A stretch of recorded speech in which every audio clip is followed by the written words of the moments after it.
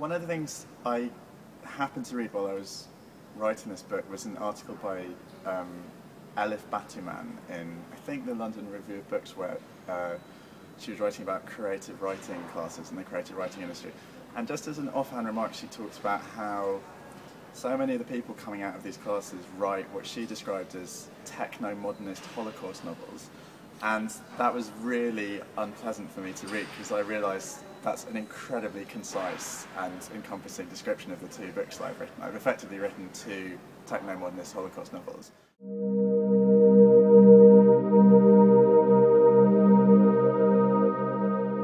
was quite surprised in a way that so many people remarked on finding Boxer Beetle funny, because that I definitely didn't write thinking of it as a comedy. And I think most of the jokes in there were not accidental, but sort of they were epiphenomenal to what I was trying to achieve. But the Teleportation Accident was more consciously a comedy from the beginning, I think, partly because the more sort of farcical and absurd the things that happened to Loeser, the more offensive morally would become the gap between the triviality of his adventures and then the horror of what's going on in the city that he's left behind. One of the things that struck me when I was first reading about the Weimar emigres was that it's not as if they all planned in Berlin to end up in the same place, but somehow they did all end up, almost all of them in LA. There were like a few in New York and a few in odd other places, but basically all in LA.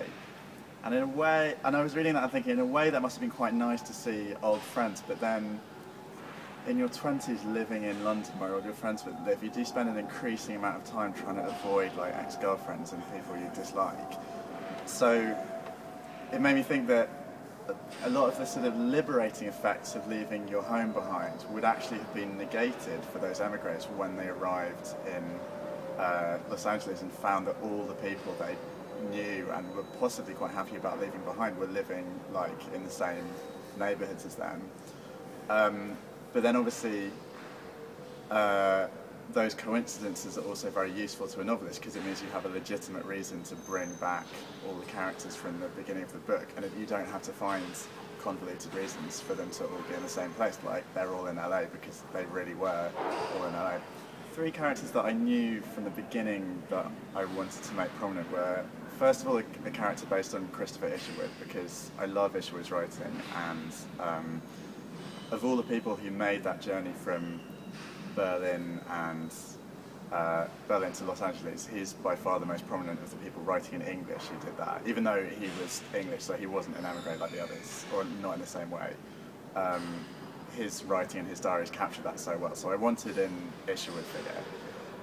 And then also, in the early stages of the research for the book, one of the pieces of writing I came across that I found most striking was some of James M. Cain's journalism about Los Angeles, because I'd only read, I think, The Postman Always Rings Twice and maybe one or two of his other novels, and they're written in such a like grunty, monosyllabic, uneducated vernacular that I genuinely assumed he must have some kind of like criminal background.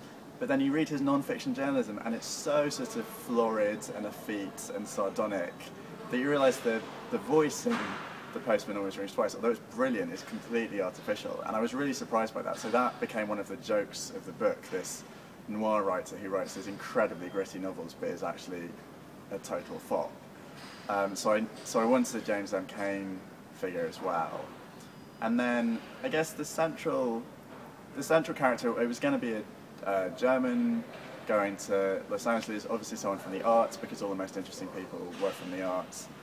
But I wanted someone in like a slightly peripheral role, so not something as prominent as a film director or a composer or a novelist. I wanted someone doing a job that you don't think about very much, but in expressionist terms was as fertile as all those other art forms. So I ended up choosing a set designer because it was a nice way into the theatre.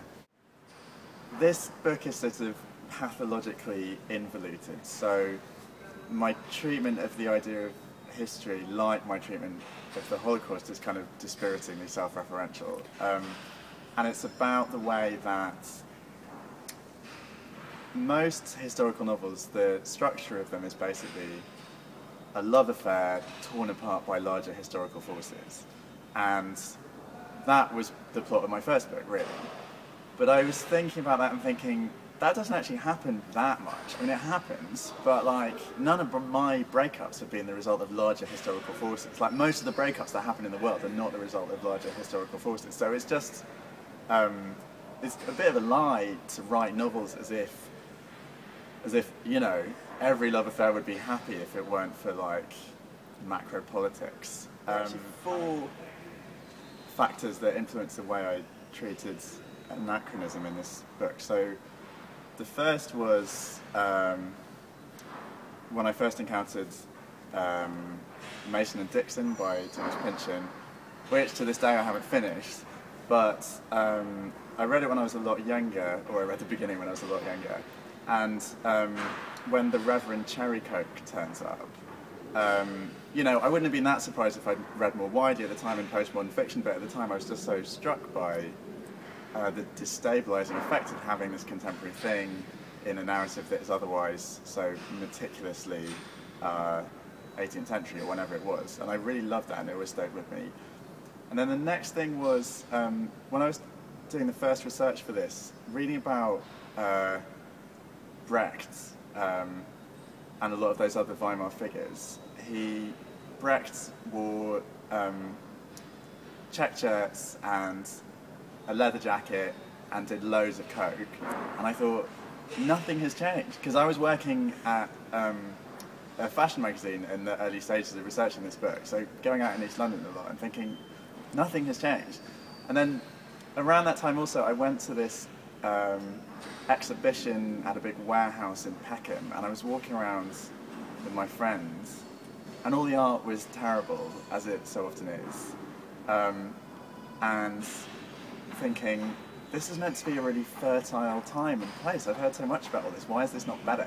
All these golden ages that we hear about, they're always like, you know, it's gold leaf on the surface, but just as much as now there would have been all this mediocrity bulking it out. I decided just to have one massive anachronism, which is that they take ketamine, which wasn't around then. Just have this one huge glaring thing, rather than spreading it out, which I guess would have been a slightly more familiar postmodern strategy. And then also, as I did with kind of all the other like second order issues in the book, have some characters talk about it a little bit in the context of like what it is to write a historical novel, to make it even more explicit and sort of, in some ways I hope even more irritating to the person who's reading it, expecting like a kind of coherent and realistic portrait of another time.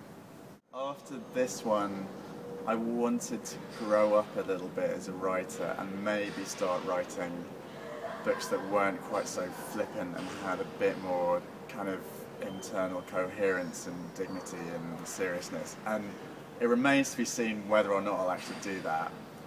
But because I planned to do that, I thought, well, if this is the last book like this that I'm going to write, where the main aim is just like trying to cut people's legs out from under them as they read it, this is my last chance to do. So anything I want to put in a book like that, I have to put in this one. So a lot of the things that ended up in this book were just me thinking, well, I can't put, I really want to write about this, and I can't put it in any future books because they'll be slightly more sort of like monumental and straightforward. So I have to get them all into this, and so it became, the tone of the book became, I had to make it more and more hospitable to all these unconnected things, and then that became as sort of part of what defined the book, this sense of like exhaustion, like this is like the last party in my writing before, I don't know, I start a new job or whatever. You do that, you like rove around and you don't think this is that genre and this is that, and you're not proud of yourself that you're mixing them up. So that was the tone I was trying to get to by swirling around, you know, historical fiction, postmodern fiction and science fiction and thrillers and whatever else is in there.